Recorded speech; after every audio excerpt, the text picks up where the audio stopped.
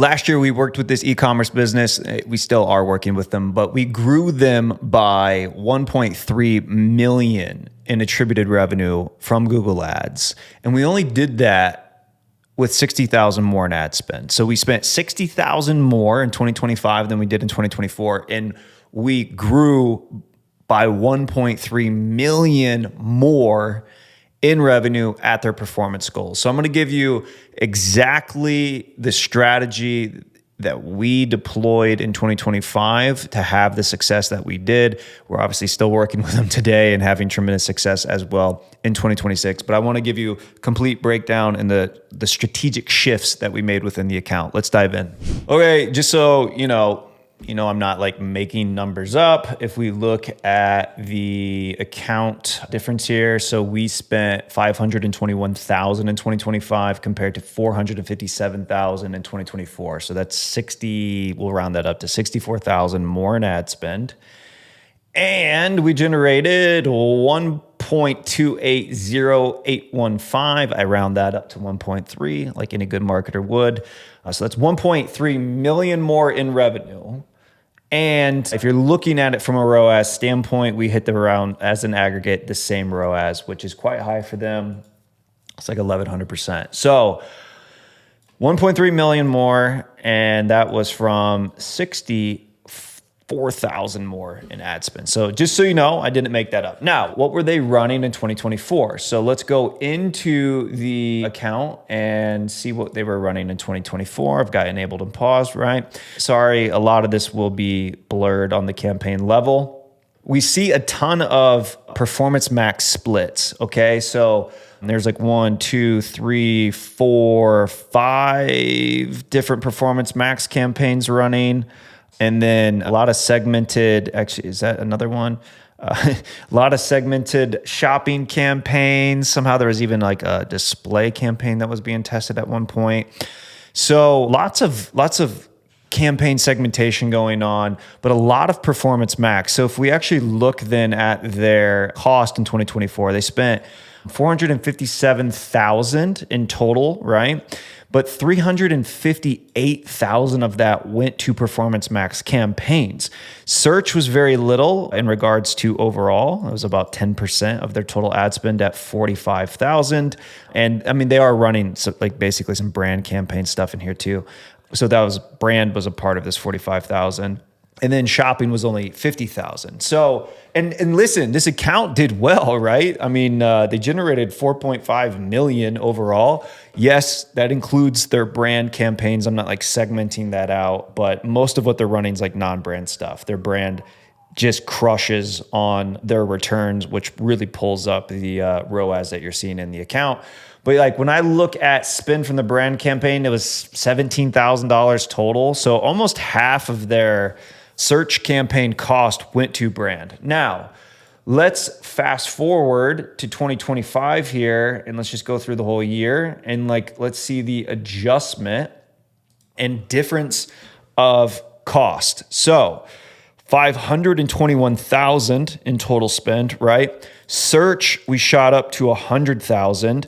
Shopping, we shot up to 300,000. PMax was only 125,000. So if I do the comparison here to previous year, that means that search, we grew by more than 100% in cost, and shopping, we grew by almost 500%. And we actually dropped then performance max by 65% in total cost. So we spent $233,000 less in performance max. We spent $257,000 more into shopping, and we spent $52,000 more on search, right? And so if we look at the gains that we got, search revenue, we increased by almost $1 million. So there's 738,000 in revenue just from search alone year over year.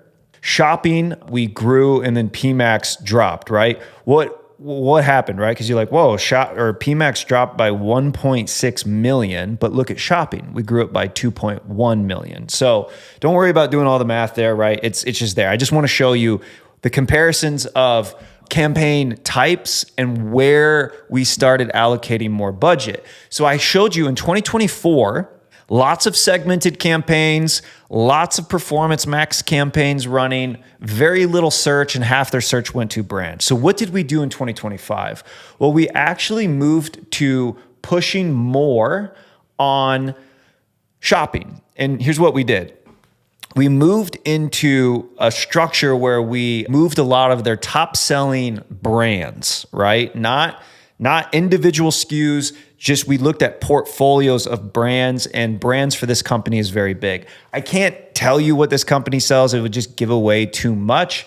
But think of it as like a lifestyle type business. They sell lots of clothing and also like props and things. I don't know how else I would explain some of the other stuff they sell, but a lot of clothing material. They'll do really well on Halloween, even though people like on Halloween are just buying it for costumes. But there's a crowd that follows what they sell lifestyle wise throughout the year. But then the people who aren't really a part of that sort of subculture will also purchase during Halloween. So they just do well during that time. But a lot of clothing items and things like that. But brands do really well for them. So we lumped the top brands into a shopping campaign that we just labeled Shopping Top Sellers, okay?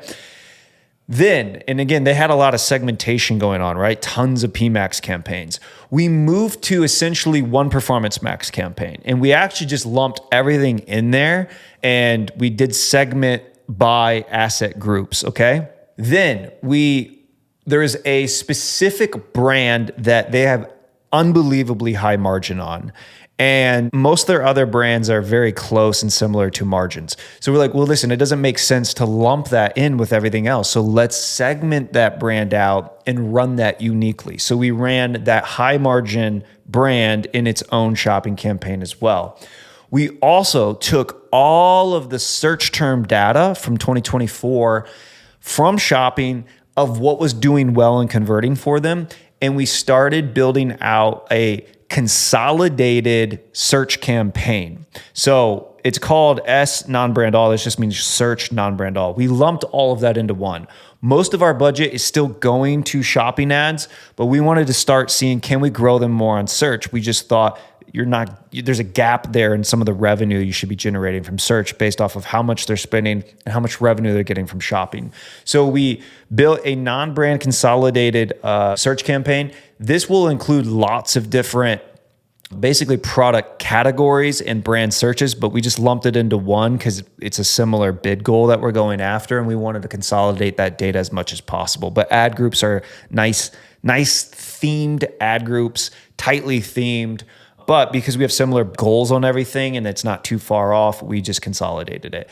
Then we did do a non-brand search deals campaign is what it's labeled. Basically, these are, and this will kind of change at times, these are brands or products or product types even that they're blitzing. They just want to get rid of inventory on, so they're doing like large deals.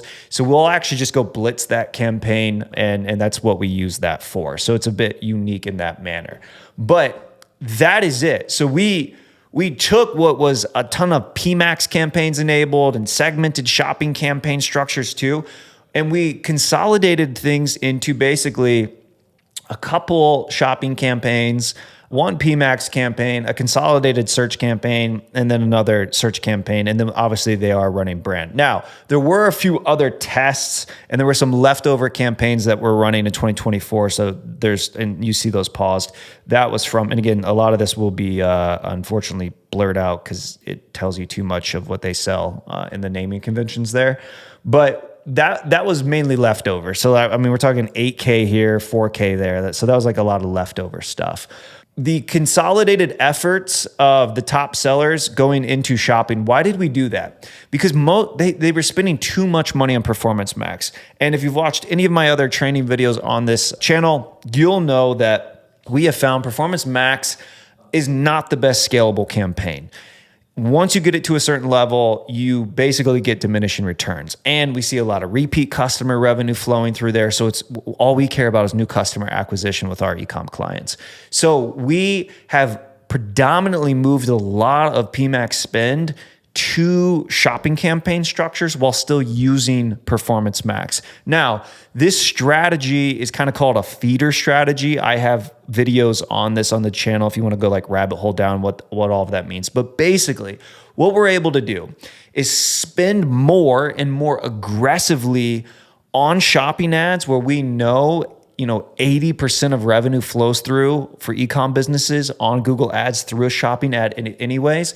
We know we can get more aggressive than with bidding on our shopping ads.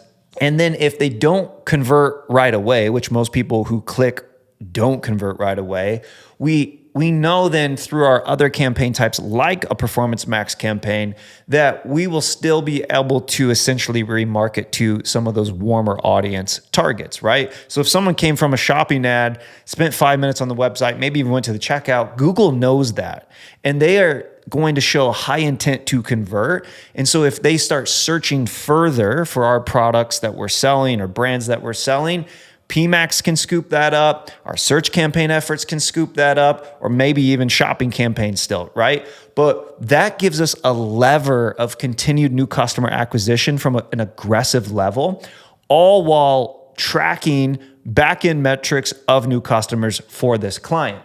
But that's the move. This is not complicated stuff, right? This was just strategic in a way of like, hey, you guys are too segmented on Performance Max campaigns. You can no longer scale those Performance Max campaigns without basically seeing a diminishing return.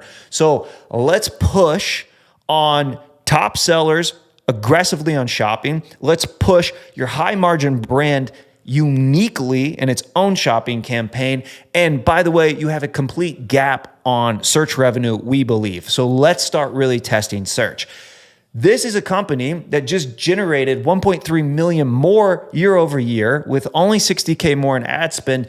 And as you can see, this structure is not overly complicated. We don't have 5 bazillion campaigns going on. This is just strategy, the correct strategy deployed well that resulted in high performance. And due to that high performance we got, one of my favorite things is receiving really good emails. And we got this email at the beginning of this year from the client. I'll have it popped up on the screen. And this year's already off to a really good start for them as well. But here you go, a $1.3 million case study. And the strategy itself was basically pushing further on shopping, moving away from PMax as much, and expanding into gaps that we found on non-brand search. So new customer acquisition's up for them, performance is up, sales are up, happy client, and I hope 2026 will be great for them too.